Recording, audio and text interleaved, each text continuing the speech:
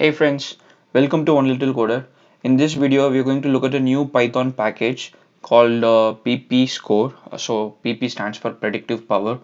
One of the selling point of this package is that the makers are saying that this is an alternate for your usual correlation. So they have written a very nice article called RIP correlation, introducing the predictive power score. So I'm not going to go through the entire article. I would encourage you to read this. This package comes from the same developers who also made BambooLib, which is kind of a GUI for pandas. So you can check it out. So the main thing that they want to say here is that this PPS is something that during modeling or feature engineering you can consider it as an alternate for correlation or correlation plot or correlation score. And they've got a very simple API. So it has got main two functions. One is PPS, the score. The other one is the matrix. The matrix, as usual, it gives you a matrix of the score, and then the score gives you individual score. So we'll have a look at it. What is it? So before we just get into the actual coding with the real data set, I would like to just highlight a few things that they are saying that why do you need to actually use PPS and how does it work. So first, why PPS is because their point is that correlation as it goes is one, it is an indicator only if there is a very strong linear relationship, but there are a lot of instances where you don't have linear relationship and your correlation might be zero, but still you could have a good PPS, the predictive power. For example, this is a distribution that they're explaining where the correlation is zero and it is non-linear, but still the y variable has some predictability from x variable, and you can see that it is 0.88. So this is one of the main reasons they wanted to create this value, PPS. And again, the other thing that they are suggesting is that you can find hidden relationship between individual variables. You can look at this example where they're explaining that how something that correlation matrix is not explaining. For example, in this case, between ticket price and ticket ID, which has been found out by PPS. That is another thing. The other main thing that I actually find very interesting in this is correlation matrix. As you all know, that it works only with continuous variable, numeric variable, and most of the cases when we want to do any sort of correlation matrix, we either have to convert them into some dummies, or ultimately we have to drop the categorical variables. But the good thing with PPS is it works with categorical variable also. So with this information, we'll just very quickly look at how does it work. It works very similar to how you build a baseline model in any hackathon or a machine learning model. The same way, they're actually building a baseline model. The model is either a decision tree regressor or a decision tree classifier based on whether it is a class categorical variable or a continuous variable. And then the metric that they are using mostly is MAE, mean absolute error. And based on that, first they have at the end of the blog post, you can actually look at the formula. I think it's in their GitHub. Yeah, so you can look at the formula how PPS has been calculated. So they build a very naive model first, and then they build an actual, the best model. And this is how the PPS score is calculated for both regression and classification. You can find it. And then the naive model is like in case of continuous variable, they try to predict the mean or median, and in case of categorical variable, they try to predict the most occurring one. And this is how they calculate the score. So this is quite an interesting attempt, because as you all know, feature engineering is still one of the important things that you have to do in a lot of modeling exercise, because once at some point you're going to hit the cap with your modeling algorithm. Maybe you can improve from logistic regression to XGBoost, but after that maybe you're going to get into deep learning for tabular data. But in a current organization setup, you're not going to most probably do that. So then your only friend is feature engineering. So this is quite handy for that. I would definitely request you to look at the blog post. It's a quite an entertaining read, and their GitHub is also, the README page is very filled with details. So that's it. So let's start with a real world data set. I think most of you must have seen this data set. This is the housing prices data set that is available on Kaggle. If you want, you can look at the data set. So what I'm doing is I'm trying to create. So if you want to experiment with this thing on Kaggle or anywhere else, first you have to install the package.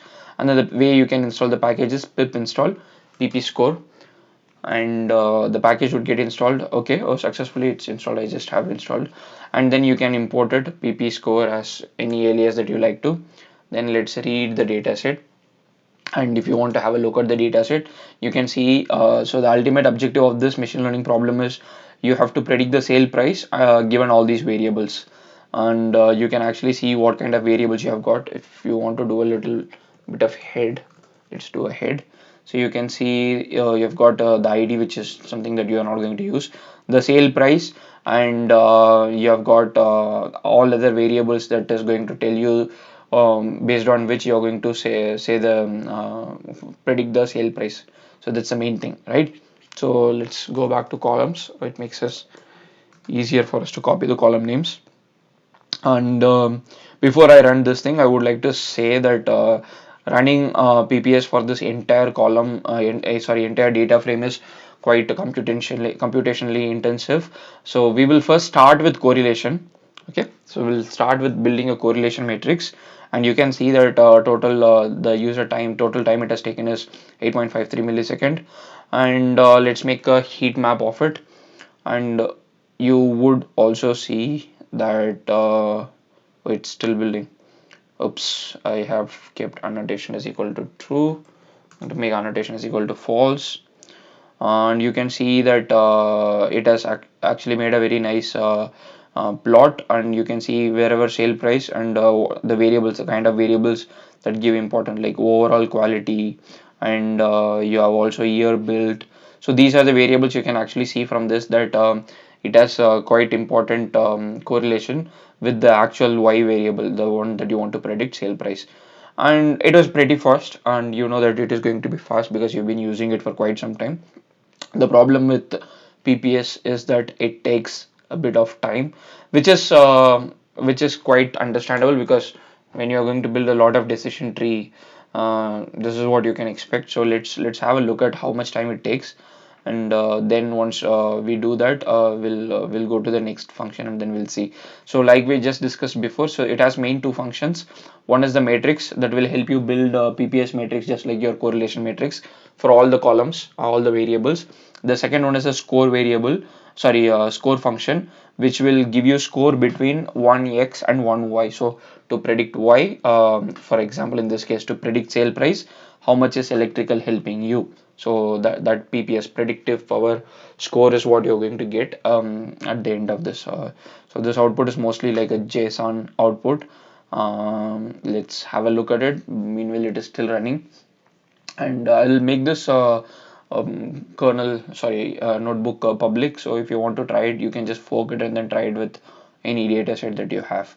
And let's see.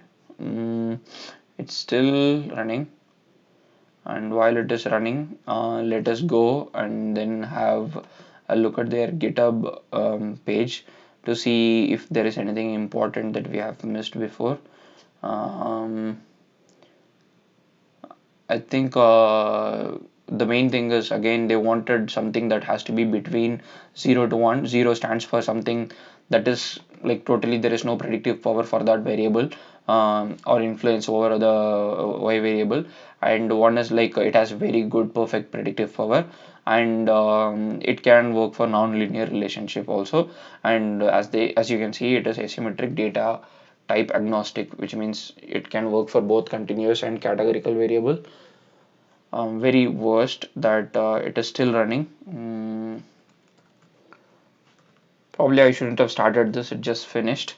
And as you can see that we have saved this in a matrix called MAT, and let's make a plot, a Seaborn plot of MAT. How does it look?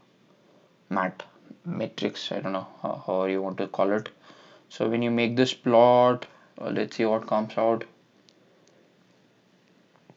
The plot is still being made because of a lot of columns, and you can see I've also turned on annotation. Oh, this is very bad. Let's see if I can set the figure value slightly higher.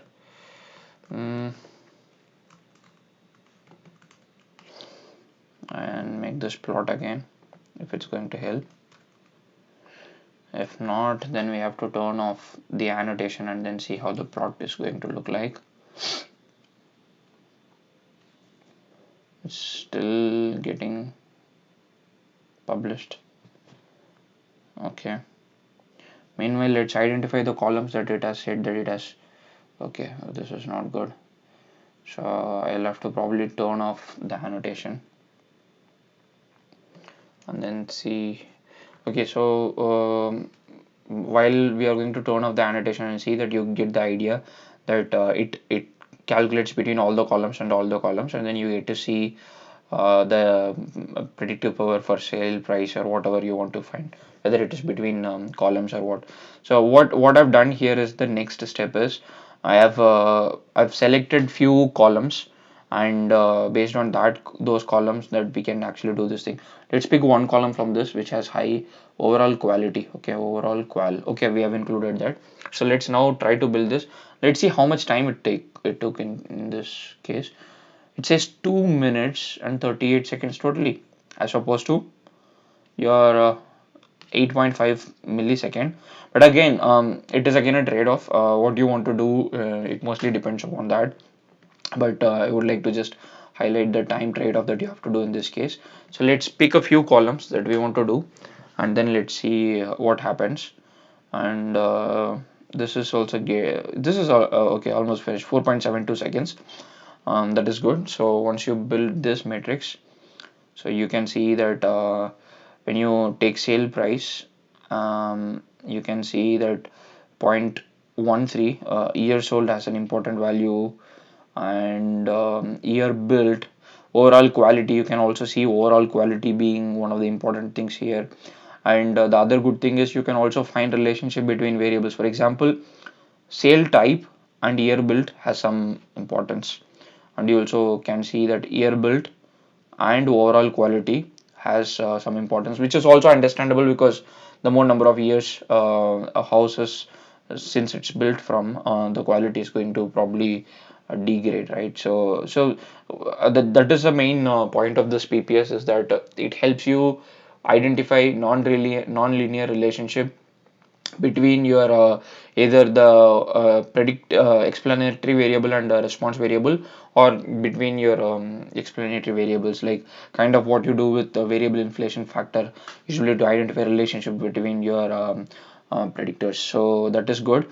I think until this point you're quite familiar with this package and then this function. So I would like to also show you another function, which is what we discussed, the score. The score is quite fast. You can also see information like this is your x variable, y variable, and the task is regression because your sale price is regression. And what is the PPS score? Very, very, very terrible. And what is the metric that you have used? What is the baseline? What is the model metric? And what kind of regression tree it built. So now let's take overall quality. Overall quality, because it had good qual. Okay, when you see this thing, you can see that again it's a regression, but your PPS score is 0.44, and your model is scored this much from baseline.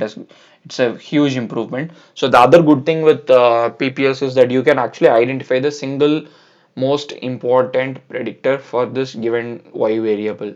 So there could be a situation in your organization that you have to use the least amount of variables. Probably it is related to size, or you want to deploy it online.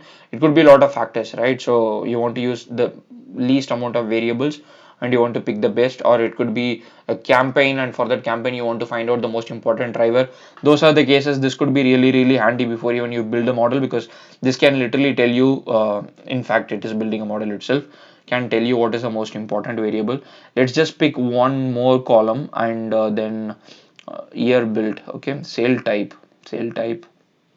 sorry, not sale type, year built,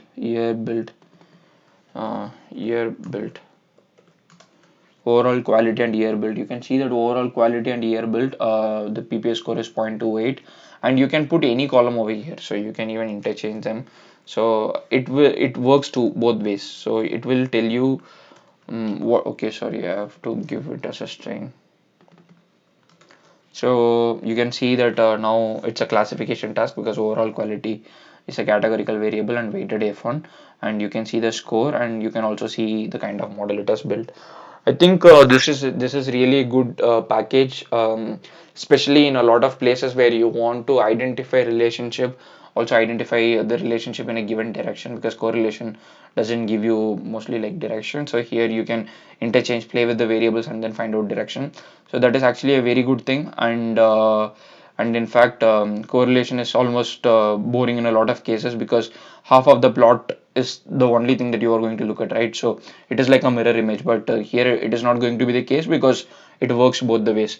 So it's really a good package. I would encourage you to give a try with the favorite data set that you have, and huge shout out to the developers of 8080 Labs, who also developed Bamboo Lib. This is a Florian and Tobias. So this is a good package, and thanks for open sourcing it. And if you have any comments, please let me know, and I would put this notebooks link in the description section. So see you in the next video.